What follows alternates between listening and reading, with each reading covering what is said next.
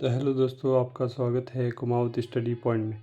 तो कल हमने पढ़ा था बहुपद के प्रकार, और इससे पहले अपन पढ़ चुके थे बहुपद की घात और एक्स स्क्वायर के गुणांक। अब अपन प्रश्नावली 2.1 शुरू करेंगे। पहला सवाल है, निम्नलिखित बहुपदों में कौन कौन से एक चर में बहुपद है। मतलब एक चर का मतलब ये हो गया कि अगर उसमें एक्स है तो पूरे में एक्स का ही प्रयोग किया जाएगा, अगर वाई है तो वाई का ही प्रयोग किया जाएगा, और अगर जेड है तो जेड का ही प्रयोग किया जाएगा। अगर उसमें एक्स वाई या कोई भी ए बी दो अलग अलग चर आ रहे हैं तो वो दो चर में बहुपद कहलाता है। अब जैसे अपन देखते हैं पहला सवाल। पहले सवाल में दिया गया है 4x² माइनस 3x+7। अब देखो यहाँ पे भी x है, यहाँ पे भी x है, मतलब दोनों में एक ही चर का प्रयोग किया गया है, इसलिए अपन इसको क्या बोल सकते हैं, एक चर में बहुपद है। एक चर में बहुपद है, ठीक है। अब इसका कारण क्या है कि भाई एक चर में बहुपद है। इसका कारण ये है कि इसमें केवल एक चर x का प्रयोग किया गया है। तो इसका कारण यह है कि इसमें एक जो चर है, एक चर x का ही प्रयोग किया गया है, x का ही प्रयोग किया है, ठीक है। इसी प्रकार इसका दूसरा सवाल देखो, इसमें y है और ये √2 है। √2 तो संख्या है, अपने इससे कोई मतलब नहीं है। अपने चर देखिए, चर क्या है y, तो केवल y का ही प्रयोग किया गया है, तो यह भी एक ही चर में बहुपद है। एक ही चर में बहुपद है, और इसका कारण भी आप लिख देना कि इसमें केवल एक चर y का प्रयोग किया गया है।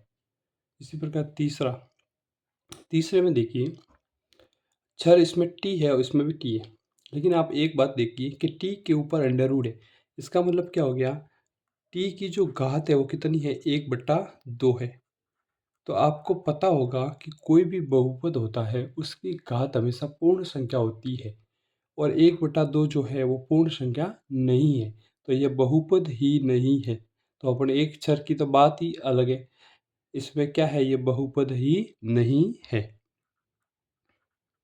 बहुपद नहीं है। क्योंकि अपने को पता है अगर कोई चर है तो उसकी घात पूर्ण संख्या होनी चाहिए।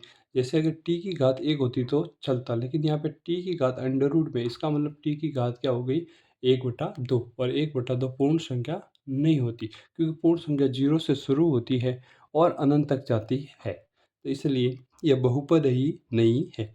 अब चौथा सवाल, चौथे में देखिए ये y है और यहाँ पे भी y है, लेकिन यह भी बहुपद नहीं है। क्यों? क्योंकि आपने पहले पढ़ा होगा 8वीं में कि अगर कोई बट्टे में संख्या होती है वो ऊपर जाती है तो उसके प्लस वाली माइनस हो जाती है और माइनस वाली प्लस। अब देखो, जब नीचे में y है तो इसके ऊपर कोई घात नहीं है, इसका मतलब एक घात तो है, और जैसे ही ऊपर जाएगी तो इसकी घात जो है वो माइनस की हो जाएगी। देखिए कैसे, जैसे ये y है, फिर प्लस, ऊपर 2 थे, अब जैसे ही नीचे भाग वाली संख्या ऊपर आएगी तो गुणा में हो जाएगी, और इसकी घात जो है प्लस है तो ये क्या हो जाएगी, माइनस की हो जाएगी। अगर ये माइनस की होती और ऊपर जाती तो प्लस की हो जाती, और जब माइनस की हो गई तो आपको पता है माइनस की हो गई, इसका मतलब चर की घात पूर्ण संख्या नहीं है, क्योंकि पूर्ण संख्या 0 1 2 3 4 5 6 7 8 9 ऐसे चलती जाती है, उसमें माइनस में नहीं आती। तो ये माइनस में आई तो ये बहुपद ही नहीं है, बहुपद नहीं है। इसी प्रकार अपन देखेंगे सवाल नंबर 5वां। अब इसमें देखिए, इसमें x है, इसमें y है और इसमें t है। x, y और t तीनों अलग अलग चर है, तो ये एक चर में ये बहुपद तो है, क्योंकि इसकी घात 10 है, इसकी घात 3 है, इसकी घात 50 है, क्योंकि सारी पूर्ण संख्या में आती है, 0 से अनंत तक जाती है इसलिए। लेकिन इसमें चर देखिए, इसमें अगर x है तो यहाँ पे भी x होना चाहिए था, यहाँ पे भी x होना चाहिए। अगर y है तो y y y तीनों में होना चाहिए, लेकिन इसमें एक में x है, फिर y है, फिर t है, तो इसका मतलब 3 चर का प्रयोग किया गया है, तो ये एक चर में बहुपद तो नहीं, मतलब ये बहुपद तो है, बहुपद है, परंतु एक चर में नहीं है, एक चर में नहीं है, ठीक है। अब देखो, इसके आगे सवाल नंबर है, सवाल नंबर दूसरा। सवाल नंबर दूसरे में देखा गया है कि एक्स स्क्वायर का गुणांक। अब सब आपको पता ही होगा कि स्टार्टिंग पहले वीडियो में ही मैंने बताया था, एक्स स्क्वायर का गुणांक हो, एक्स की घात 3 का गुणांक हो, सब गुणांक। मतलब कि एक्स स्क्वायर का गुणांक का मतलब ये हो गया कि जो एक्स स्क्वायर के साथ में क्या हो, गुणा में हो। अब देखिए मेरे पास ये सवाल है, जैसे पहला इसमें एक्स स्क्वायर ये रहा। अब इसके आगे कोई संख्या है क्या? कुछ नहीं है। ये आगे तो प्लस है, इसका मतलब इसके आगे कोई नहीं है, इसका मतलब कितना है? एक है। कितना है? एक है। तो अपन लिखेंगे इसमें एक्स स्क्वायर का गुणांक जो है वो एक है। अब दूसरे में देखो, इसमें एक्स स्क्वायर का गुणांक कितना है? अब देखो एक्स स्क्वायर के आगे क्या है? माइनस है। तो इसका मतलब कि एक्स स्क्वायर आगे कोई नहीं है, तो यहाँ पे एक कुछ नहीं है, इसका मतलब एक है। और आगे माइनस है तो क्या हो गया? माइनस का एक। अब इसमें देखिए, अब इसमें एक्स स्क्वायर का गुणांक और इसमें एक्स का गुणा कितना है? एक्स स्क्वायर के साथ में कौन सी संख्या गुणा में? पाई बटा दो। तो इसमें एक्स स्क्वायर का गुणा क्या होगा? पाई बटा दो। इसी प्रकार तीसरा सवाल है, इसमें एक्स स्क्वायर का गुणा, एक्स स्क्वायर का गुणा। तो देखो इसमें एक्स स्क्वायर ही नहीं, इसमें क्या है? एक्स है। जब एक्स स्क्वायर ही नहीं है एक्स स्क्वायर ही नहीं है तो एक्स स्क्वायर गुणा क्या होगा? जीरो होगा। सीधी सी बात है। जब एक्स स्क्वायर ही नहीं है तो इसका गुणा अपन क्यों लिखेंगे? जब एक्स स्क्वायर नहीं है तो इसका गुणा क्या होगा? जीरो। अब आगे एक सवाल दिया गया है सवाल नंबर तीसरा। सवाल नंबर तीसरे में बोला गया है अपने को कि 35 घात के द्विपद और 100 घात के एक पदी का एक एक उदाहरण। मतलब ये बोल रहा है कि 35 घात तो कितने होने चाहिए? 35 घात। और पद कितने होने चाहिए? दो। तो इसमें एक उदाहरण बोला है, लेकिन मैं आपको दो उदाहरण बता दूँ। देखो मान लो एक्स की घात कितनी है? मान लो एक्स की घात कितनी है? 35। ठीक है एक्स की घात तो 35, लेकिन द्विपद बोला है, यानी दो पद होने चाहिए, तो कुछ भी लिख दो इसके साथ में, प्लस के साथ। यानी घात 35 और पद कितने? एक और एक दो। तो अपने को तो एक उदाहरण बोला है, लेकिन अपन एक और लिखते हैं।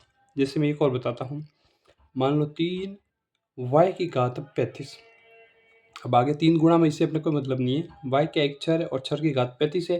35 घात और द्विपद मतलब दो पद, तो यहाँ पे आगे कुछ भी लिख दो, प्लस माइनस में कोई भी संख्या लिख दो, भले 3 लिख दो, 10 लिख दो, 50 लिख दो, 500 लिख दो, इससे कोई फर्क नहीं पड़ता।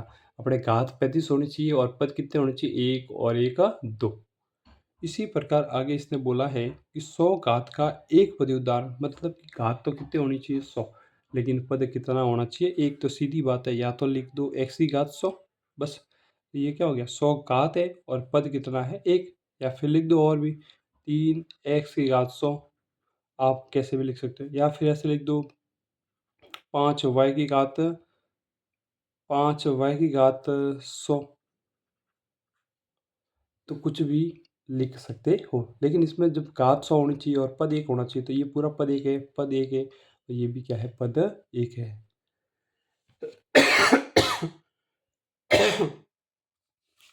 इसी प्रकार अब अपन आगे बढ़ते हैं, सवाल नंबर चौथा।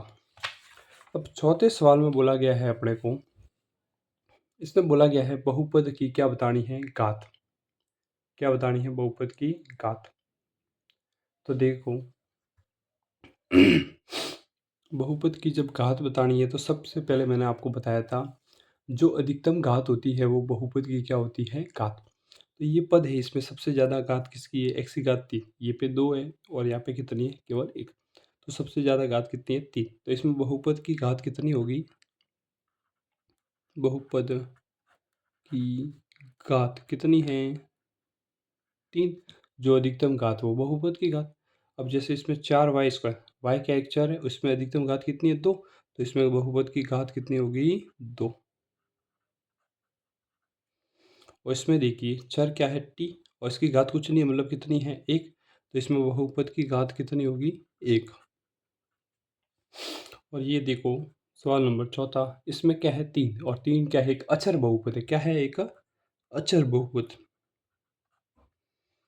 अचर बहुपद है, और अचर बहुपद की जो घात होती है वो कितनी होती है? 0 होती है। क्योंकि अचर है, इसके साथ में कोई चर तो है नहीं, तो इसकी घात कितनी होगी? 0 होगी। अब देखो सवाल नंबर 5वां। सवाल नंबर 5 में बोला गया है कि कौन से बहुपद रेखिक, कौन से द्विघाती और कौन से त्रिघाती। अब देखो इस अपने को सीधे ही पता चल रहा है, रेखिक बहुपद मैंने आपको कल ही बताया था कि बहुपद को दो भागों में बांटा गया, एक तो घातों के आधार पर, एक पदों के आधार पर। और घातों के आधार पर जो बहुपद होते हैं वो एक घातीय, द्विघातीय और त्रिघातीय। एक घातीय का दूसरा नाम रेखिक होता है। मतलब ऐसा बहुपद जिसमें घात कितनी हो? एक, तो उसको रेखिक या एक घातीय बोलेंगे। द्विघातीय का मतलब क्या होगा? जिसमें घात दो। त्रिघातीय मतलब जिसमें घात तीन।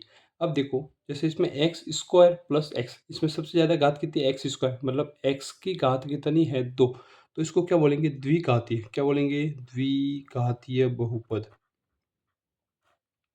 अब देखो इसमें एक्स माइनस एक्स की घात तीन, तो इसमें घात कितनी है? तीन, तो ये क्या हो गया? त्रिघातीय। त्रिघातीय बहुपद। अब ये देखेंगे y plus y square plus के चार, यानी चर सबसे अधिकतम घात कितनी है? वाई स्क्वायर, यानी घात दो। तो ये भी क्या हो गया? द्विघातीय। क्या हो गया? द्विघातीय। अब देखो वन प्लस एक्स, मतलब एक्स एक चर है और चर की घात कोई नहीं है, इसका मतलब एक है। तो इसको क्या बोलेंगे? एक घातीय या रेखिक बहुपद। क्या हो गया? रेखिक बहुपद। फिर पांचवा में क्या है? टी भी एक चर है और चर की घात कोई नहीं है, इसका मतलब एक है, तो ये भी क्या हो गया? रेखिक बहुपद। ठीक है। और फिर छठा है आर स्क्वायर। आर का मतलब घात कितनी है? दो।